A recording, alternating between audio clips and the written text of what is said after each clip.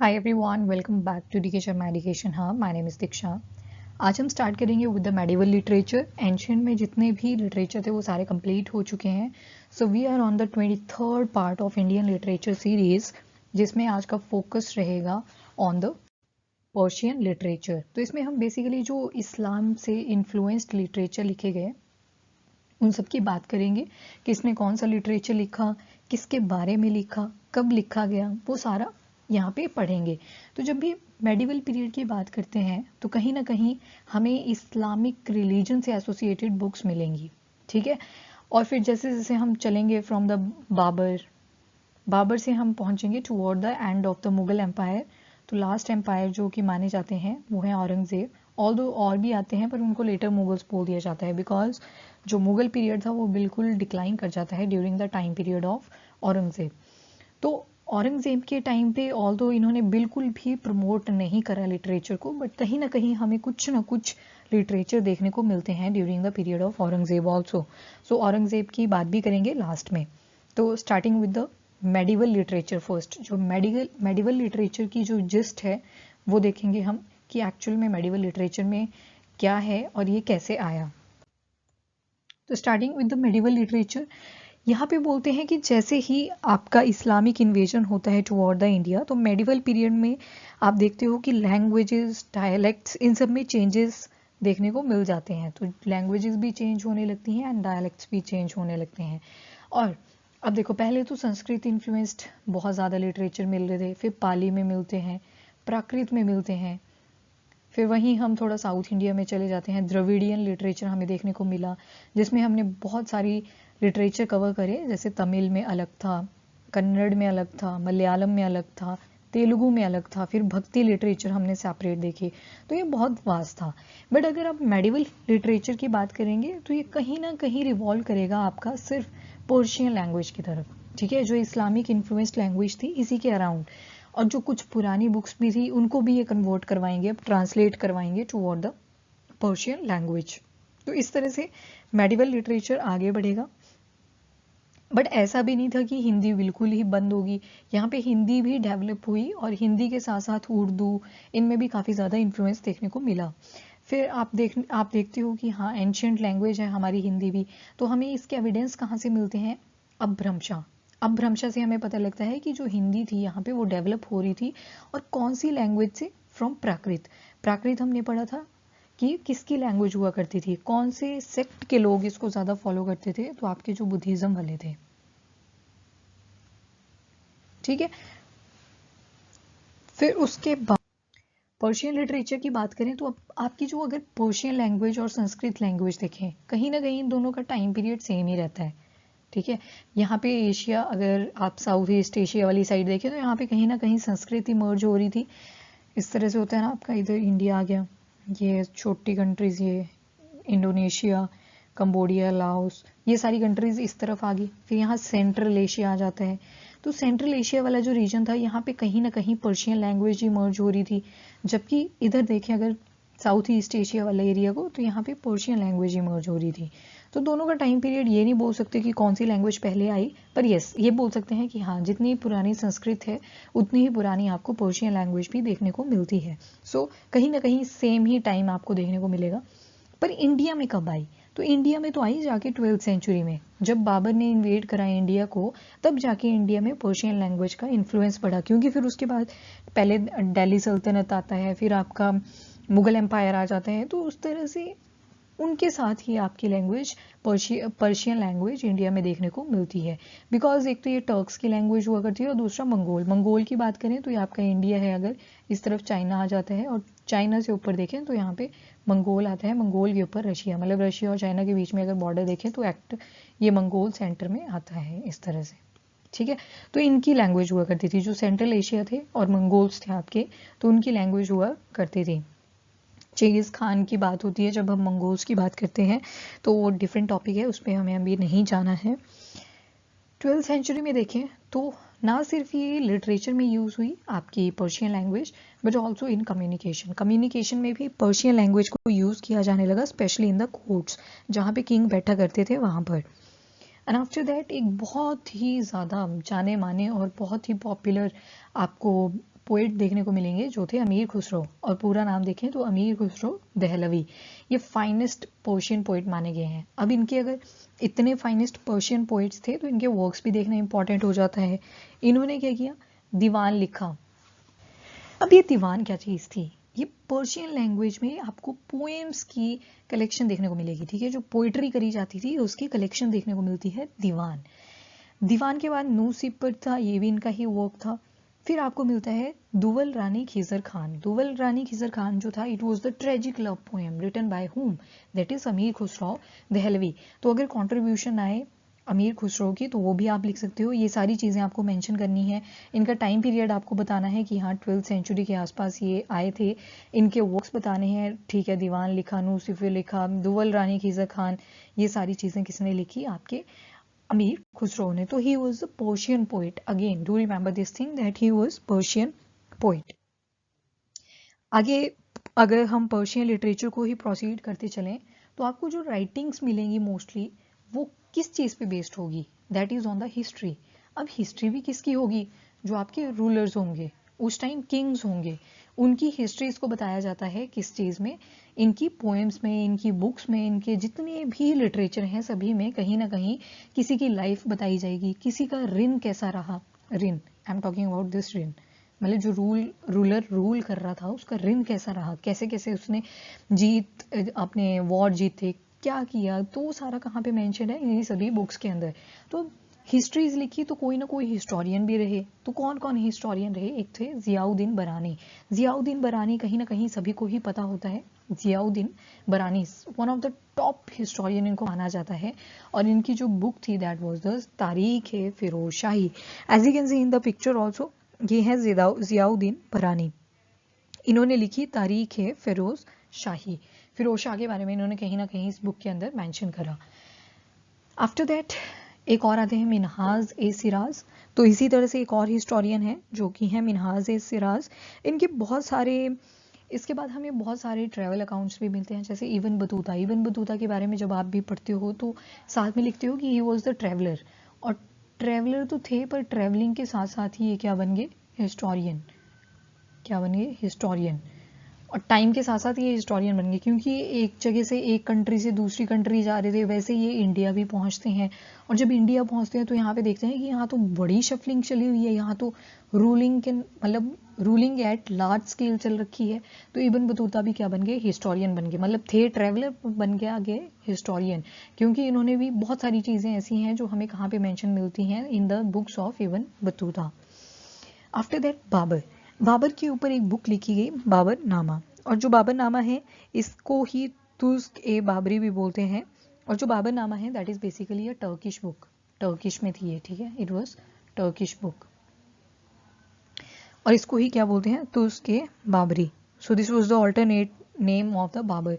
और ये बाबर की क्या थी, ऑटोबायोग्राफी थी। ऑटोबायोग्राफी का मतलब क्या होता है, अपने ही बारे में लिखा था। किसने लिखा था, बाबर ने। इस साइड में पिक्चर बाबर की नहीं है, ये जियाउद्दीन बरानी की है, ठीक है, ये याद रखना, जियाउद्दीन बरानी की पिक्चर लगाई गई है। फिर आती है गुलबदन बेगम, हुमायूं नामा। अब ये देखो, हुमायूं नामा, नामा जब भी आएगी तो इस नामा का मतलब होता है बायोग्राफी। पर मैंने यहाँ पे ऑटोबायोग्राफी इसलिए नहीं बोला बिकॉज ये जो हुमायूं नामा थी, ये हुमायूं ने खुद नहीं लिखी थी, बट उनकी एक हाफ सिस्टर हुआ करती थी जिसका नाम था गुलबदन बेगम। गुलबदन बेगम ने हुमायूं नामा लिखी, जो कि ऑन द लाइफ जो कैसी थी हुमायूं की उसके बारे में मेंशन करा, और साथ में बताया कि किस तरह से गद्दी पे आने के लिए उनको फाइट्स करनी पड़ी। तो वो सारी चीज़ें किसने बताई, उनकी half sister named as Gulbadan Begum. क्या लिखा उन्होंने, Humayun nama, tell about the life of Humayun. और उन्होंने किस तरह से स्ट्रगल करा। कहीं ना ये जो हुमायूं का नाम है ना, बहुत इंटरेस्टिंग है। हुमायूं का वैसे तो मतलब होता है लकी, बट ये अपने मतलब ड्यूरिंग लाइफ टाइम देखें तो बहुत ही अनलकी रहे, ठीक है। ये आप मेडिवल हिस्ट्री में पढ़ते हो, अभी हम लिटरेचर पे फोकस करेंगे, that's why I am not going to tell you the story. So मैंने यहाँ पे थोड़ा सा जस्ट दे दिया आपको कि हाँ हुमायूं का मतलब क्या होता है, lucky. But through out the life अगर आप इनकी लाइफ पढ़ोगे ना, जब इनका रेन आता है तो पूरा स्ट्रगल से भरा हुआ था। इतना स्ट्रगल किसी ने नहीं किया। Although he was courageous, never give up attitude था इनका, बट बहुत ज़्यादा स्ट्रगल इन्होंने फेस करा। सो गुलबदन बेगम ने क्या लिखी, हुमायूं नामा। उसके बाद एक और बुक आती है तुज़्क ए जहांगीर। अब तुज़्क आ रहा है ना बार बार, ये तुज़्क तुज़ुक ये सेम ही मीनिंग होता है इसका भी क्या मतलब होता है, बायोग्राफी। तो तुज़्क ए जहांगीर, तो नाम से ही पता लग रहा है किसकी बायोग्राफी होगी, जहांगीर की। तो यहाँ पे लिखा गया है ऑटोबायोग्राफी ऑफ जहांगीर। तो अगर ऑटोबायोग्राफी है जहांगीर की, तो यहाँ से हमें पता चल जाता है कि जो जहांगीर थे उन्होंने खुद लिखी थी। उसके बाद आते हैं अब्बुल फैजल। अब्बुल फैजल ने एक बुक लिखी एन ए अकबरी। इसका ये जो एन ए अकबरी थी that was basically the volume 3 of Akbarnama. अभी हमने अकबरनामा के बारे में मेंशन किया लास्ट स्लाइड पे भी। तो अकबरनामा का यहाँ पे थर्ड जो वॉल्यूम है, तो यहाँ पे पूछा जा सकता है आपको कि जो एन ए अकबरी है ये कौन सा वॉल्यूम है अकबरनामा का, ठीक है। So it was the third volume. So ये याद रखना है आपको। फर्दर जैसे आपके संस्कृत टेक्स्ट हुआ करते थे, रामायण हो गया, भागवत गीता होगी, उपनिषद हो गए, इनको पर्शियन लैंग्वेज में ट्रांसलेट किया गया। So as I told you earlier also कि इस्लामिक इन्फ्लुएंस तो था, पर हमें बहुत सारी चीज़ें किसमें देखने को मिलेंगी, पर्शियन लैंग्वेज में। मैंने स्टार्टिंग में ही आपको बता दिया कि बहुत सारी ट्रांसलेशन करवाएंगे ये लोग। बिकॉज क्या था ना, ये जैसे अकबर वगैरह थे ना, अकबर को स्पेशली अगर देखें तो लिटरेचर का बहुत ज़्यादा क्रेज था। He was very secular person. उनको ऐसा नहीं था कि सिर्फ इस्लामिक रिलीजन में ही इंटरेस्ट था, he was curious to know other religions also. उनको बहुत शौक था कि मैं बाकी रिलीजन्स के बारे में भी पढूं।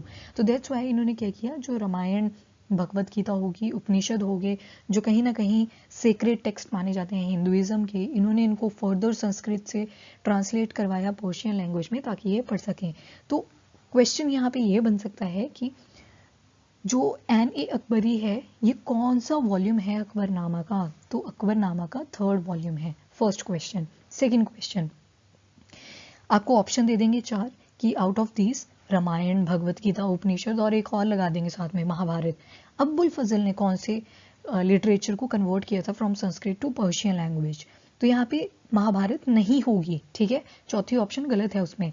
Ramayan, Bhagavad Gita and Upanishad are the right option. या फिर ये पूछ सकते हैं कि Ramayana, Bhagavad Gita and Upanishad which were translated from Sanskrit to Persian language, who converted that.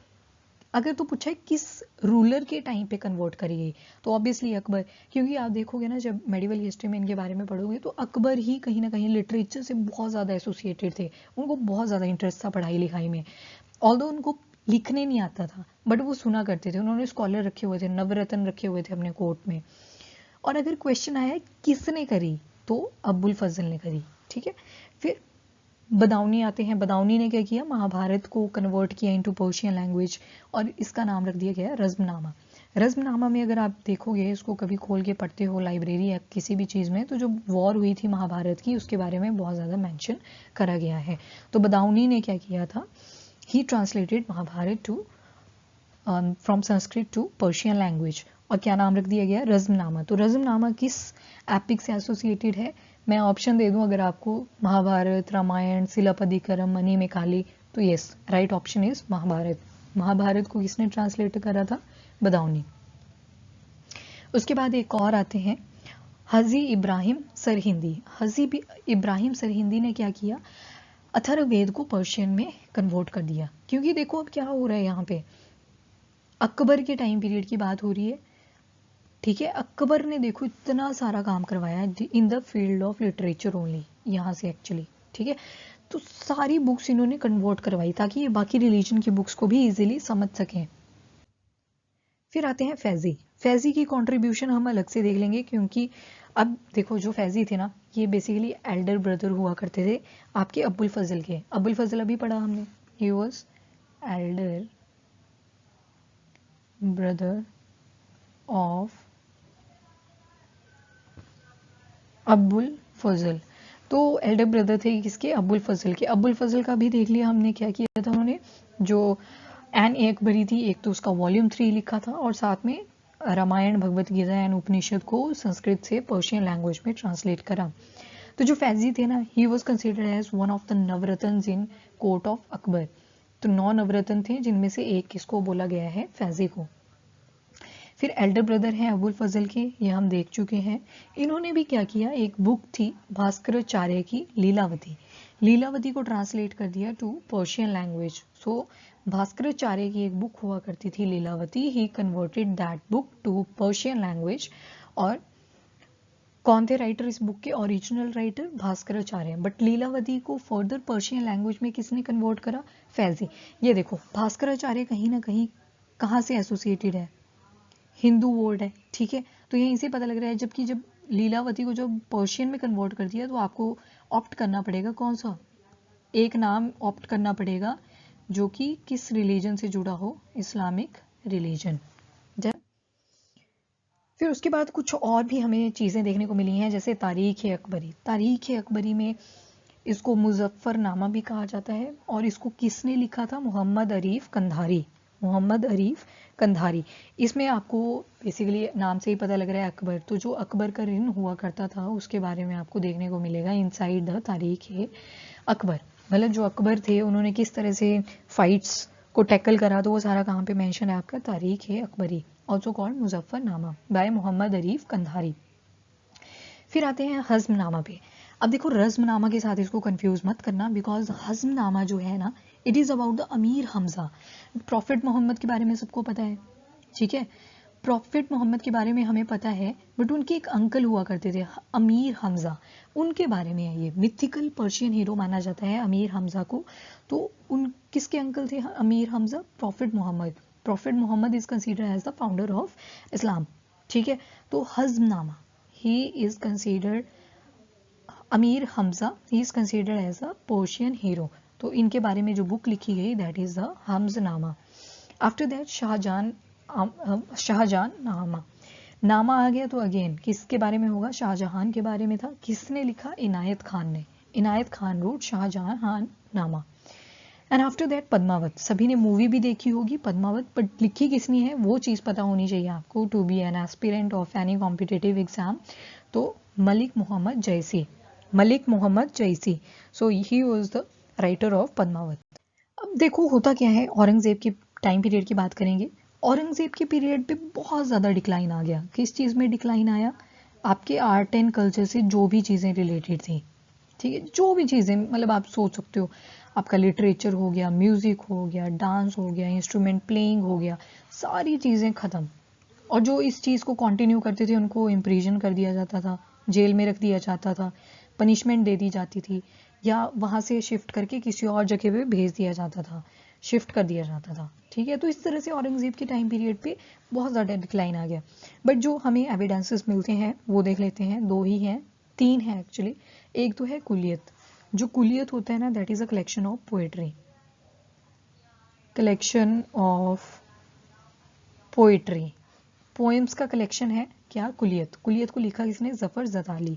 सो ज़फ़र ज़ताली जो थे बाद में इनको भी वहाँ से शिफ्ट करा दिया गया था, और अगर शिफ्ट नहीं होते थे, कोई अड़ने की ट्राई करता था तो उसको मरवा दिया जाता था, ठीक है।